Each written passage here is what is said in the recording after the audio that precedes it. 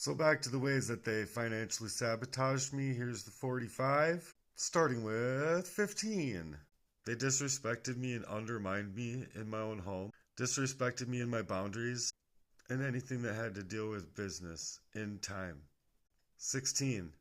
They'd mock me in my spiritual growth, mock me in my creative efforts, and when I shared it with them with vulnerability and trust, they played about me in the worst of ways, and then tried to monetize off of it, me and my life, in a collaborative effort to silence me. And somewhere in the mix there's some financial sabotage. 17. They manipulated me into free labor under false pretenses, which I think could have initialized a lot of the hack.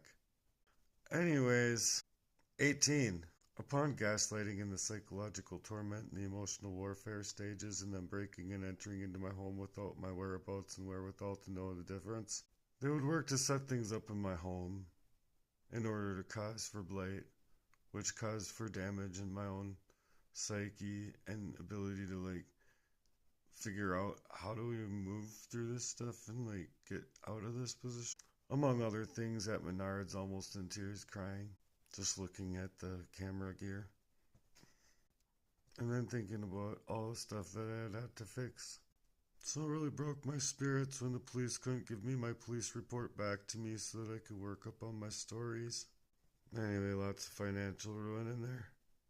19. So they use this fictitious type of love to derail me.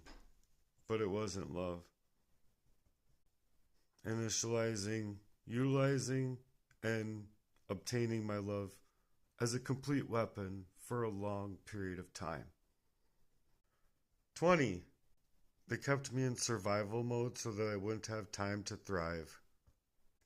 21. After the love bombing, the stages of getting you to trust them sleeping next to you. Yeah, they'd be staging things in the middle of the night without any affection in mind at all. A corporate agenda type, if you will, compiled with a little sprinkle of murder until you're being wiped out of state, out of campus, out of your sanctioned spaces. Peace, freedom of agility and sound mind. 22. They forged this proxy, then forged my relationship, gearing people up for the assault and total control, and the study of Matthewology. But she's got a big brown beaver that she shows off to all of her friends.